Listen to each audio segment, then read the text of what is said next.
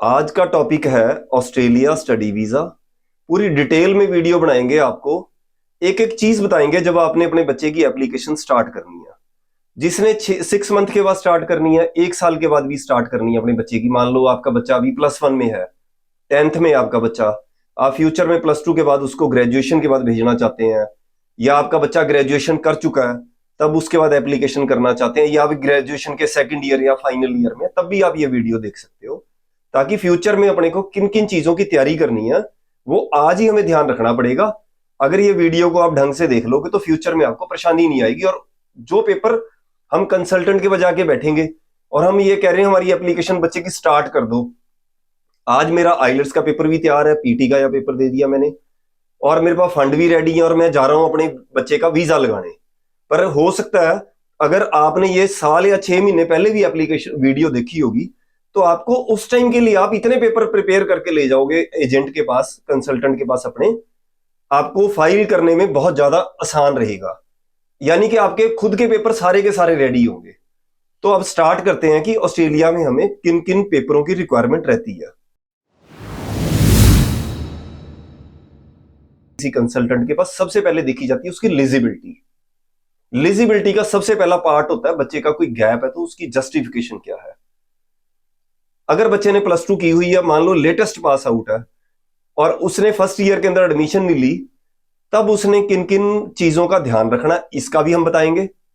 और अगर बच्चा ग्रेजुएट है तब भी उसको क्या करना चाहिए। अगर बच्चा ग्रेजुएट है तो उसको अकाउंट में लगातार सैलरी लेते रहना, चाहे आपका गैप बिल्कुल भी नहीं है। आपने ये नहीं सोचना कि मैं लेटेस्ट पास आउट हूं, अभी तो मेरे केस में कोई गैप नहीं है। ऑस्ट्रेलिया में कई बार टाइम लग जाता है, और अगर आपके अकाउंट में सैलरी आ रही है तो सारे कंट्री आपके लिए हमेशा खुले रहेंगे। आपको किसी भी करंट अकाउंट से अपने अकाउंट में सैलरी लेनी है, एलिजिबिलिटी आपकी बिल्कुल प्रॉपर रखनी है। अगर बच्चा +2 में है और +2 अभी करके हटा है, या उसको 2023 पास आउट है, उसको क्या करना है, अभी ऑनलाइन किसी ना किसी कंट्री से हम उसको स्टडी शुरू करवा देते हैं। वो आपकी मतलब यूएस से भी हो सकती है, सिंगापुर से भी हो सकती है, जिसके पैसे भी बड़े 5-4 हजार रुपए के आसपास ही खर्चा आता है। उसके बच्चा प्रॉपर वो कोर्स करेगा, उसमें उसको सारे लिंक देंगे बच्चे को, और वो उसको उसका सर्टिफिकेट मिलेगा, वहां से उसको कोर्स करवाएंगे। ताकि अगर यहां से कहीं से लोकल कहीं से डिप्लोमा वगैरह कर रहा है तो उसको वो लोग कई बार पैसे लेके गैप को फिल कर देते हैं, तो वो चीज नहीं करनी बच्चे के लिए, स्पेशली +2 वाले बच्चे के लिए। अब हम ये गैप के बारे में आगे कि गैप का हमें ध्यान रखना है। अब सेकंड बात करते हैं हम, एडमिशन हमने जो करनी है अपनी बच्चे की, एडमिशन की बारी आ जाती है जब गैप आपका सही है। तो हमने करना क्या है कि किसी कोशिश करनी है कि अच्छी से अच्छी यूनिवर्सिटी में कोशिश करनी है एडमिशन की। फंड हमारे को रिक्वायरमेंट रहती है 28 से लेके 35 लाख रुपए की। अब फंड कौन कौन शो कर सकता है, दादा दादी, नाना नानी, मामा चाचा ताया, इनमें से कोई भी एक बंदे के आप एक्स्ट्रा फंड जोड़ सकते हो, उसकी इनकम भी ऐड कर सकते हो। ये हमारा फंड का क्राइटेरिया है। अब इसमें से कई बार क्या होता है कि किसी एक बंदे के, जो मान लो उसका उसके क्या करते हैं, अब उसके पेपर क्या क्या चाहिए होते हैं, मान लो जो फंड शो कर रहे हैं जितने भी लोग कर रहे हैं, एक क्या चाहिए होता है, उसका एफिडेविट चाहिए होते हैं उनके नाम से, उनसे भी मैं बच्चे को सपोर्ट कर रहा हूं, और उनके फंड चाहिए होते हैं। जैसे मान लो सेविंग में पैसे हैं तो सेविंग की स्टेटमेंट लगेगी। एफडी है, एफडी का क्या लगेगा कि आप मान लो एफडी का एक तो ये लगेगा ये एफडी कब से चल रही है, दूसरा ये मेच्योर कब होगी, और तीसरा ये लगेगा आज की डेट में इसकी करंट वैल्यू क्या है, और एक इस एफडी के ऊपर किसी तरह का कोई लोन नहीं चल रहा। एक तो एफडी लगा सकते हैं, सेविंग है तो आपको उसकी 3 महीने से लेकर 6 महीने की स्टेटमेंट भी लगा सकते हैं हम। और आपको पैसे इस अकाउंट से उस अकाउंट में कोई नहीं घुमाने। कई बार बच्चा क्या करता है कि एक ही जगह पे पैसे इकट्ठे कर लेता है, वो कोई जरूरत नहीं है पंगा लेने की। जिस अकाउंट में जैसे पैसे हैं उसकी स्टेटमेंट लगेगी, उससे ये पता लगेगा पैसा ये कितना पुराना है। अगर कोई ज्यादा बड़ी अकाउंट में एकदम पैसा इकट्ठा आ रहा है तो उसकी जस्टिफिकेशन देनी जरूरी है। 50,000 से ऊपर के पैसे, उसकी हमें जस्टिफिकेशन देनी जरूरी है कि ये पैसा कहां से रूट कर रहा है। कई बार दूसरे अकाउंट से आया होता है, या किस तरीके से पैसा आया उसका प्रूफ दो आप पक्का, तो ये चीज हो जाती है।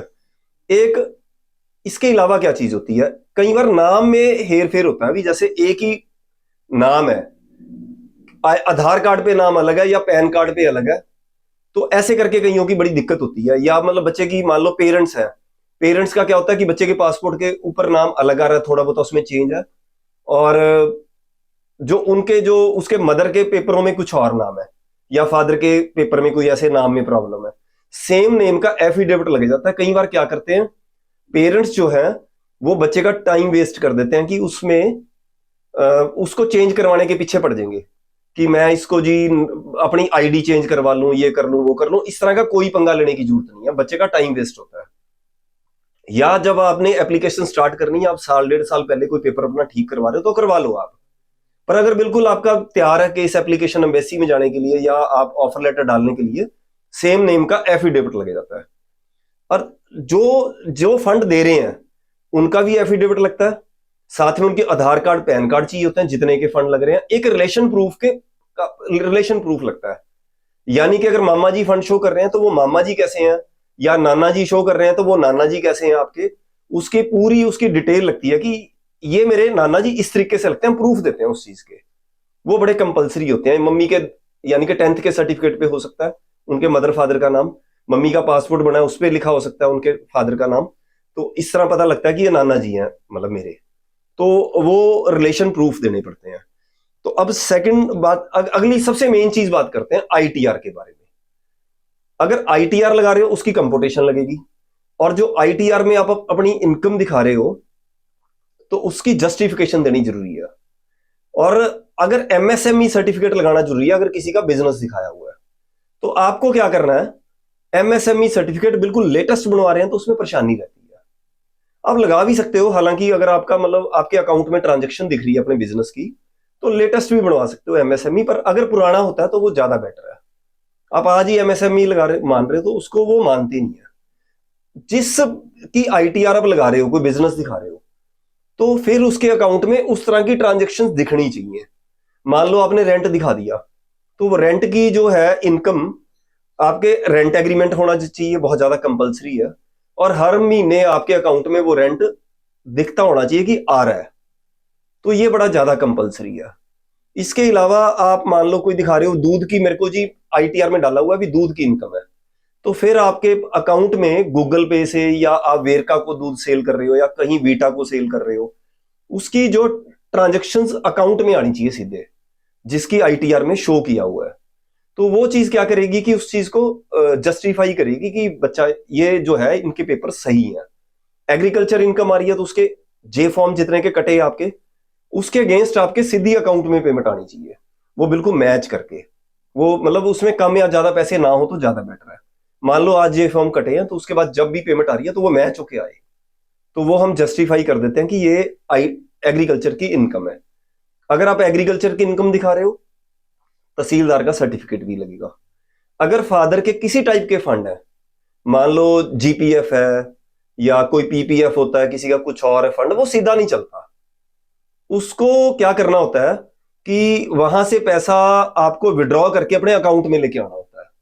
सेविंग में वो पैसा चलेगा और उसके प्रूफ लगेंगे कि ये जीपीएफ से पैसा आया, फिर वो नए पैसे चल जाएंगे आपके, चाहे आप न्यूजीलैंड में लगा रहे हो चाहे ऑस्ट्रेलिया में लगा रहे हो। अगर क्या स्पेशली क्या होता है, जो न्यूजीलैंड और ऑस्ट्रेलिया एक एक पेपर को बड़ी बारीकी से चेक करता है। तो अब नेक्स्ट बात करेंगे हम, जब बच्चे की पूरी कंप्लीट होगी एप्लीकेशन, उसके फंड जो जाएंगे, यूनिवर्सिटियां ज्यादातर इंटरव्यू ले लेती हैं।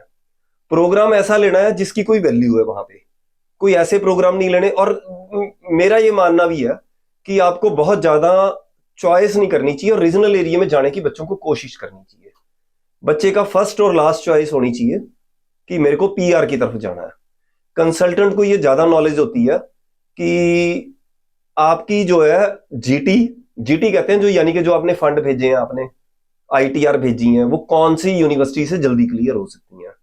ऑस्ट्रेलिया में क्या होता है कि कई बार वीजा में परेशानी आ जाती है और आपको किसी कॉलेज के अंदर एप्लीकेशन नहीं करनी, स्पेशली आज की डेट में 99% कोशिश करनी है कि यूनिवर्सिटी में करें। अगर ढंग की यूनिवर्सिटी में आप जा रहे हो और 1 साल के बाद आप चाहो तो शिफ्ट कर सकते हो, कम से कम आपको 1 सेमेस्टर 2 सेमेस्टर उस यूनिवर्सिटी में जरूर पढ़ना चाहिए। अगर आप कॉलेजेस में एप्लीकेशन करते हो, मान लो आपका केस वीक है, तो अब ये मान के चलना है हमने कि अपना गैप नहीं पड़ने देना, और बाई चांस वीजा रिफ्यूज भी हो सकता है, क्योंकि यूनिवर्सिटी के वीजा सक्सेस रेट ज्यादा होगा, कॉलेज का थोड़ा सा कम रहता है इस चीज में। तो एप्लीकेशन को बड़ी ध्यान से करना है हमने। अब क्या होगा कि हमारा इंटरव्यू भी आ सकता है यूनिवर्सिटी से, और अगर आपको जो सारा आप मतलब आपकी एम्बेसी तक एप्लीकेशन चली जाती है, तो उसके बाद क्या होता है कि जब आपका जीटी क्लियर हो गया और उसके बाद आपका मेडिकल भी आता है, मेडिकल आपका होगा एक, उसमें कोई 4,000 रुपए के आसपास लगते हैं आपके, ज्यादा चार्ज नहीं लगता आपका। एक इंश्योरेंस होती है बच्चे की, जब फीस जाती है उस टाइम ही आपकी इंश्योरेंस भी जाती है आपकी। और OHSC उसको बोलते हैं, वो अगर सिंगल स्टूडेंट जा रहा है वो 2,000 से लेके $2,200 के आसपास हो सकती है। फीस जो आपकी 6 मंथ की होती है वो जाती है 6 लाख से लेके 9 लाख के बीच में आपकी फीस हो सकती है, इंश्योरेंस हो सकती है उसके साथ साथ। तो एम्बेसी फीस जो होगी आपकी 42-43,000 के आसपास आपकी इंश्योरेंस होगी इंडियन रुपीस में। तो ऐसे करके हमारी सारी एप्लीकेशन होगी। और अगर आप सही एप्लीकेशन चलाओगे, एक एक पेपर अपना ओरिजिनल रखोगे, 100% आपका वीजा आएगा। आपको अपना गैप नहीं पड़ने देना, क्योंकि ऑस्ट्रेलिया में कई बार क्या होता है कि लास्ट मोमेंट में हाथ में वीजा नहीं आता। अगर आप फैब इनटेक चला रहे हो, अभी आप फैब इनटेक कर सकते हो अभी भी, अगर आपके पास पेपर सारे के सारे तैयार हैं। बड़ी स्पीड से एप्लीकेशन करनी है। और साथ साथ क्या करना है, अगर आपको सेकंड कंट्री अगर चॉइस आपका न्यूजीलैंड है, आप न्यूजीलैंड में भी एप्लीकेशन पा सकते हो जुलाई इनटेक के लिए। क्योंकि अच्छी कॉलेज और यूनिवर्सिटीज में अगर आप एडमिशन डालते हो, हम क्या करते हैं कि बच्चे का फैब की हमने एप्लीकेशन डाली हुई है ऑस्ट्रेलिया के अंदर, बहुत सारे स्टूडेंट की। कई बच्चे न्यूजीलैंड और ऑस्ट्रेलिया दोनों में, मतलब उनका मन होता है कि मैं न्यूजीलैंड और ऑस्ट्रेलिया दोनों में जा सकता हूं, तो उसकी नेक्स्ट जुलाई इनटेक की हमने उनकी न्यूजीलैंड की भी एप्लीकेशन की हुई है। उसमें क्या होता है कि जो बड़े बड़े कॉलेज हैं, पब्लिक कॉलेज हैं, अच्छे कॉलेज हैं, जो उनमें टाइम लगता है 4 से लेकर 6 हफ्ते एडमिशन आने में लग जाता है। तो इस तरह से मतलब 2 जगह भी एप्लीकेशन कर सकते हो। आप एक ही जगह करते हो तो 2-2 3-3 आपको यूनिवर्सिटी में डालनी चाहिए, ताकि एक जगह अगर आपका जीटी क्लियर नहीं होता तो दूसरी जगह हो जाए। प्रॉपर आपकी एप्लीकेशन पे काम होगा। एक इसमें एसओपी होता है, एसओपी जो 400 वर्ड का बनता है, और वो आपकी कंसल्टेंट भी हेल्प करते हैं। और बच्चे को अपनी एसओपी हर कंसल्टेंट को अपने बच्चों से शेयर करनी चाहिए। कई बार कंसल्टेंट जो है एसओपी शेयर नहीं करता बच्चे से, तो क्या होता है कि कई पॉइंट बच्चे को एसओपी पढ़ने के बाद याद आते हैं कि ये चीज मैं ऐड करना भूल गया हूं, ऐसे भी था। अगर वो चीजें एसओपी बच्चे से शेयर होती हैं, तो उससे क्या होता है कि अगर बाई चांस इंटरव्यू आता है तो उसको पता रहता है कि मैंने उसमें क्या लिखा। तो डिटेल्ड मतलब जब हमने पूरी मतलब बच्चे को इंफॉर्मेशन होती है। हाइक वीजा क्या करता है, हर एप्लीकेशन के अंदर ऑस्ट्रेलिया और न्यूजीलैंड में एक लॉयर को हायर करता है, उसकी पूरी टीम को हायर करता है। हमारे पास भी बड़ी स्ट्रांग टीम है। उससे क्या होता है कि गलती होने का चांस भी कम हो जाता है। बच्चे को शेयर करते हैं हर चीज, और एक कंसल्टेंट को भी हायर करते हैं, बीच में लॉयर को हायर करते हैं, उसकी पूरी टीम को, एक हमारी टीम करती है इस पे काम। 3 जगह जब एप्लीकेशन होती है तो बच्चे का गलती होने के चांस कम हो जाते हैं। जब बच्चे को सारी एप्लीकेशन के बारे में इंफॉर्मेशन देते हैं तो वीजा ना आना हो तब भी आ जाता है बच्चे का वीजा। अगर अपने केस को लेके कोई भी आपके दिमाग में डाउट हो रहा है तो नीचे लिखे नंबर पे कॉल भी कर सकते हैं। अपने दोस्तों से शेयर करो अगर उसको वीडियो, कई बार उसके कोई चीज काम आया की होती है बीच में, अपने दोस्तों से भी शेयर करो। हाइक वीजा पे आके भी मिल सकते हो, कमेंट करके कोई सवाल भी कर सकते हो। नमस्कार।